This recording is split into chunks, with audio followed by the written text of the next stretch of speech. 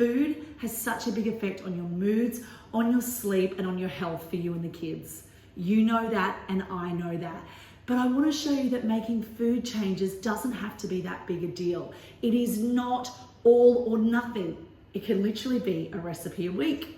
Hey, I'm Stace. I'm a health coach, and I want to guide you on changing a recipe a week. So maybe the babes are taking a lunchbox with now a new thing that's brilliant for their gut health, or making a homemade salad dressing that's not only cheaper and without the preservatives, but your kids absolutely love, and now they're gobbling up salad.